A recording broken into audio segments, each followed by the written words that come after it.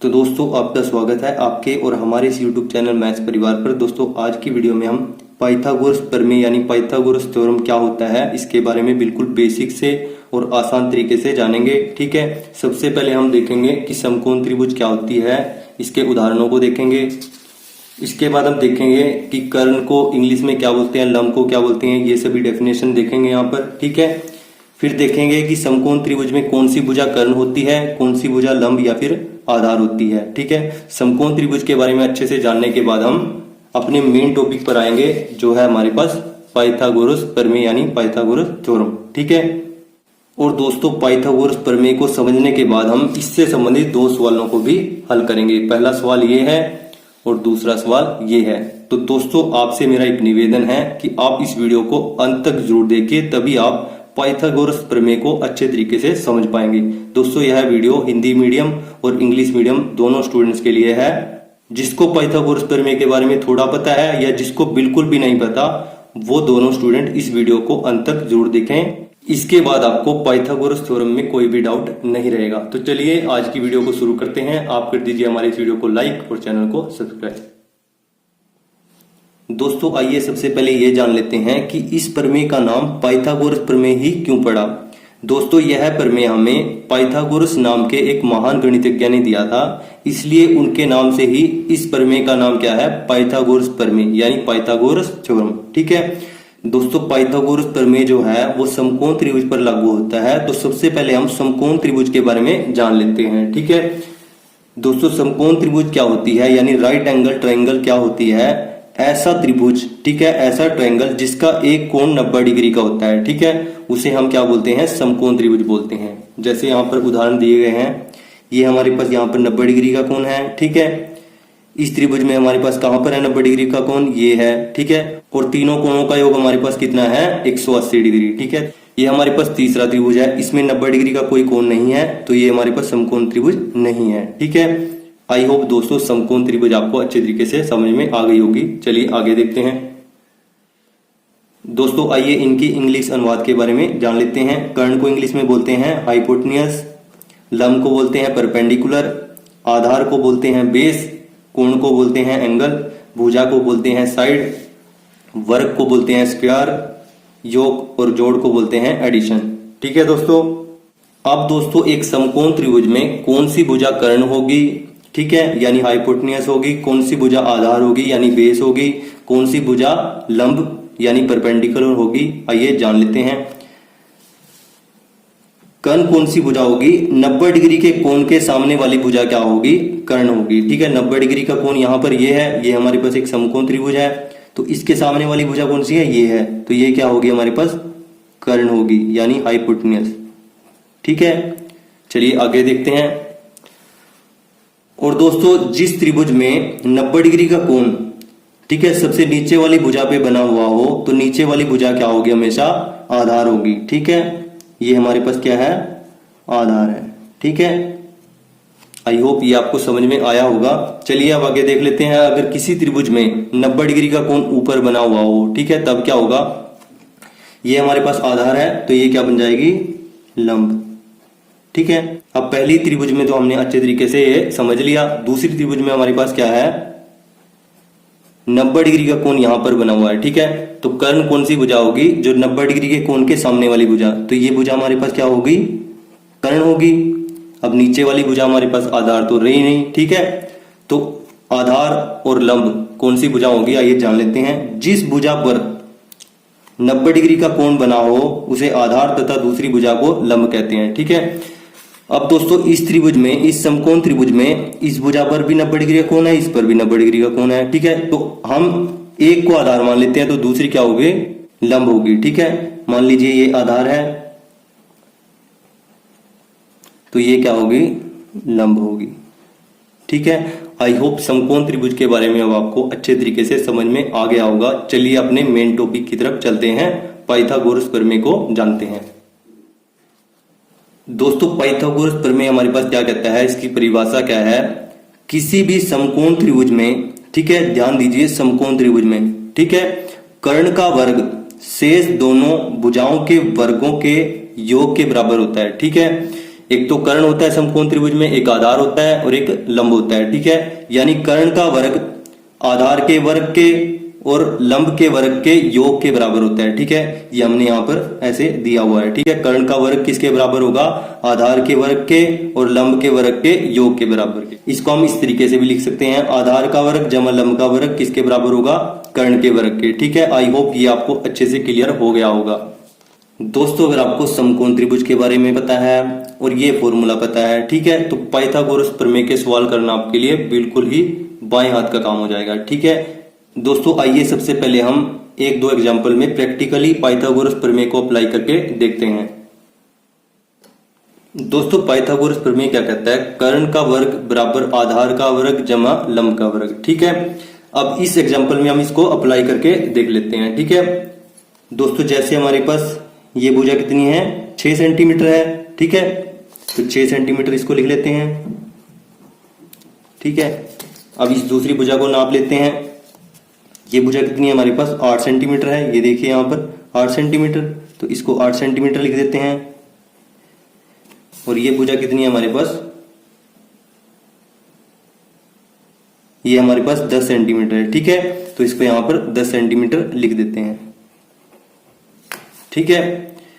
अब दोस्तों कर्ण का वर्ग, पाइथागोरस प्रमेय क्या कहता है? कर्ण का वर्ग यानी 10 का वर्ग, ठीक है दोस्तों, किसके बराबर होगा? आधार का वर्ग, यानी यहां पर आधार कितना है? 8 सेंटीमीटर है। 8 सेंटीमीटर यानी 8 का वर्ग जमा लंब कितना है? 6 सेंटीमीटर यानी 6 का वर्ग। अब ये दोनों साइड हमारे पास बराबर आनी चाहिए, ठीक है। लेफ्ट हैंड साइड बराबर राइट हैंड साइड। 10 का वर्ग क्या होता है दोस्तों? 10 गुना में 10 100 होता है, ठीक है। 8 का वर्ग यानी 8 गुना में 8 8 64 होता है, ठीक है। प्लस 6 का वर्ग कितना दोस्तों? 6 6 36, ठीक है। ये हमारे पास लेफ्ट हैंड साइड 100 है और राइट हैंड साइड कितनी बनेगी?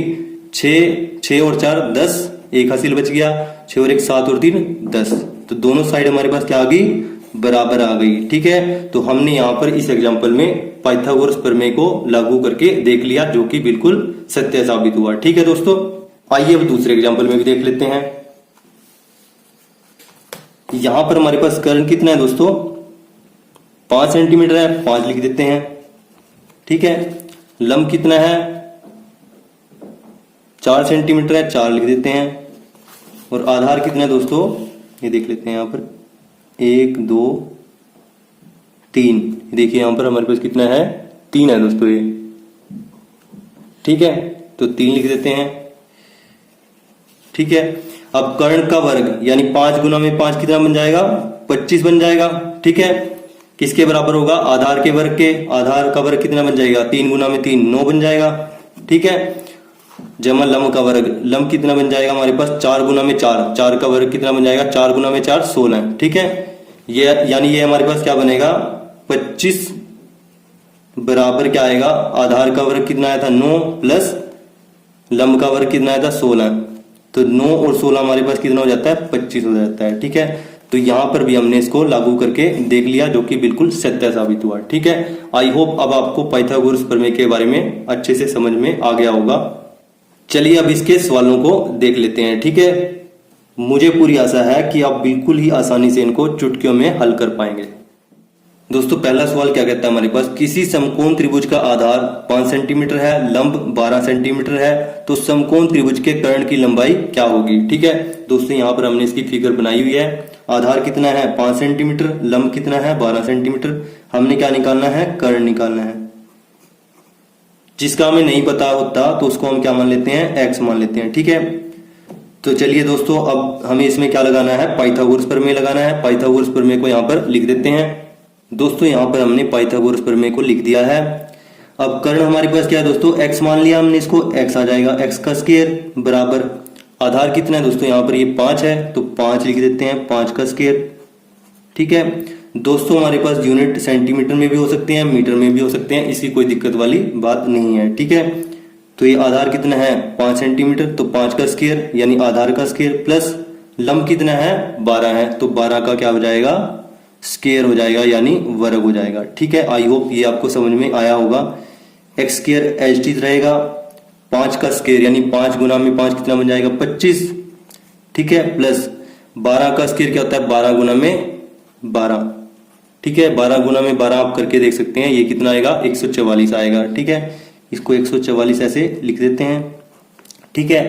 अब x का स्क्वायर हमारे पास किसके बराबर आ जाएगा, 5 और 4 कितना बन जाएगा 9, ठीक है। 2 और 4 कितना बन जाएगा 6 और 1 का 1, ठीक है। x का स्क्वायर हमारे पास किसके बराबर आ गया 169 के, ठीक है। दोस्तों आप यहां से इसको डायरेक्ट भी हल कर सकते हैं। ये 169 यानी 169 किसका वर्ग है 13 का वर्ग है, ठीक है। तो इसको 13 का वर्ग ऐसे डायरेक्ट भी लिख सकते हैं, नहीं तो आप यहां पर इसके अभाज्य गुणनखंड निकाल सकते हैं, ठीक है। अब अभाज्य गुणनखंड निकालते हुए हम 2 से भाग करके देखेंगे, 3 से 4 से, किसी से भी भाग नहीं होगा, ये 13 से भाग होगा, ठीक है। 13 गुना में 13 क्या होता है 169 होता है, ठीक है। वो 13 एकम 13, ठीक है। तो इसके अभाज्य गुणनखंड क्या बन के आए 13 गुना में 13 बन के आए, ठीक है, यानी 13 का वर्ग, ठीक है। अब यहां पर भी वर्ग है, यहां पर भी वर्ग है, तो ये कैंसिल आउट हो जाएंगे, ठीक है। तो x कितना आ जाएगा, ये आ जाएगा हमारे पास 13 सेंटीमीटर, ठीक है, यानी कर्ण कितना आ जाएगा 13 सेंटीमीटर, ठीक है। दोस्तों आई होप ये आपको समझ में आया होगा, ये इस सवाल का उत्तर हुआ। चलिए अगले सवाल को भी देख लेते हैं, जिससे आपको पाइथागोरस प्रमेय और अच्छे से क्लियर हो जाएगा। दूसरा सवाल क्या कहता है दोस्तों, हमारे पास एक समकोण त्रिभुज का कर्ण 17 सेंटीमीटर व आधार 8 सेंटीमीटर लंबा है, ठीक है। हमें यहाँ पर कर्ण व आधार की लंबाई दी हुई है, तो इस त्रिभुज के लंब की लंबाई क्या होगी, ठीक है। हमें क्या निकालना है, इस त्रिभुज में लंब निकालना है, ठीक है। चलिए निकालते हैं। यह हमने समकोण त्रिभुज बना लिया है यहाँ पर, ठीक है।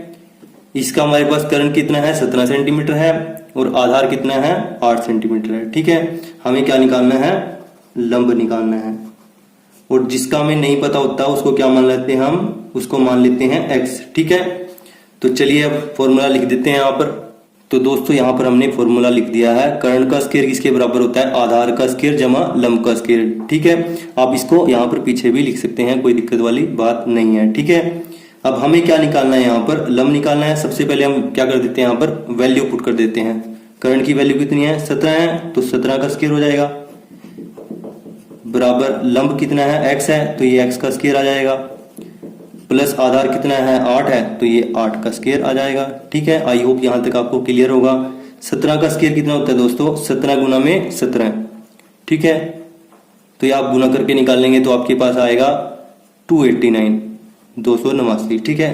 तो इसकी जगह हम लिख देते हैं 289, ठीक है। ये किसके बराबर है x का स्क्वायर जमा 8 का स्क्वायर, यानी 8 गुना में 8, 8 64, ये बन जाएगा 64, ये आ गया आपके पास, ठीक है। अब आपको क्या निकालना है, एक्स स्क्वायर निकालना है। एक्स स्क्वायर को आप यहां पे ले आएंगे, ठीक है, और ये 64 289 के माइनस में हो जाएगा, ठीक है। 289 एज इट इज है, ठीक है। यहां पर 64 क्या है प्लस क्या है, दूसरी साइड में जाके क्या हो जाएगा माइनस हो जाएगा, ठीक है। इसको ऐसे लिख लेते हैं, ठीक है।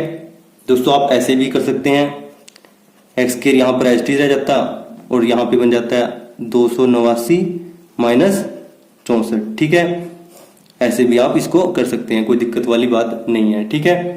अब यहाँ पर एक्स स्क्वायर क्या आएगा आपके पास, 289 में से 64 घटाएंगे, 9 में से 4 गया 5, 8 में से 6 गया 2 और 2 का 2, एक्स स्क्वायर हमारे पास कितना आ गया 225 आ गया। दोस्तों ये जो 225 है ये 15 का स्क्वायर है, आप इसको डायरेक्ट भी निकाल सकते हैं। अगर आप डायरेक्ट नहीं निकाल सकते तो आप क्या कीजिए अभाज्य गुणनखंड निकाल लीजिए, 225 के अभाज्य गुणनखंड निकाल लीजिए। दोस्तों मैं आपको इसको बिल्कुल बेसिक से बता रहा हूं, अगर आपको अभाज्य गुणनखंड निकालने नहीं आते तो आप इस वीडियो के डिस्क्रिप्शन बॉक्स में दिए गए लिंक से इसको भी देख सकते हैं, ठीक है, और सीख सकते हैं। चलिए सबसे पहले छोटी संख्या से इसको भाग करेंगे, 3 पे जाएगा, 3 सते 21, 1 बच गया, 3 पंजे 15, ठीक है। दोबारा 3 पे जाएगा, 3 दूनी 6, 1 बच गया, 3 पंजे 15। अब 25 3 के पहाड़े में तो आता नहीं, 5 के पहाड़े में आता है, 5 गुना में 5 यानी 5 5 25, ठीक है, ये आ जाएगा 5 एकम 5, ये इसके अभाज्य गुणनखंड बन गए, ठीक है। अब 5 हमारे पास 2 बार है, 3 हमारे पास 2 बार है, ठीक है। तो इसको हम कैसे लिख सकते हैं, 3 का स्क्वायर गुना में 5 का स्क्वायर, ठीक है, क्योंकि 3 भी 2 बार था, 5 भी 2 बार था, ठीक है। इसको आगे कैसे लिख सकते हैं, 3 गुना में 5 का स्क्वायर जो कि होगा 3 पंजे 15 का स्क्वायर। ठीक है, अब यहां पर भी स्क्वायर है और यहां पर भी स्क्वायर है, कैंसिल आउट हो जाएंगे। और x जो कि क्या था, लंब था, वो क्या निकल के आ जाएगा, 15 सेंटीमीटर। ठीक है, आई होप ये सवाल भी आपको समझ में आ गया होगा, ये सवाल का उत्तर होगा। दोस्तों मुझे पूरी आशा है कि ये दोनों सवाल करने के बाद और इस वीडियो को अच्छे तरीके से देखने के बाद आपको पाइथागोरस प्रमेय में बिल्कुल भी कोई डाउट नहीं होगा। दोस्तों इसी तरीके को अपनाते हुए, इसी पाइथागोरस प्रमेय को अपनाते हुए यहाँ पर जो क्वेश्चन दिया गया है उसको सोल्व करके आप कमेंट बॉक्स में आंसर जरूर बताएं। दोस्तों अंत में आपसे एक रिक्वेस्ट है, हर एक वीडियो को बनाने में काफी मेहनत लगती है। दोस्तों आप इस मेहनत को जरूर देखिए। अगर आपको वीडियो अच्छा लगता है, समझ में आता है, तो वीडियो को लाइक करें, दोस्तों के साथ शेयर करें।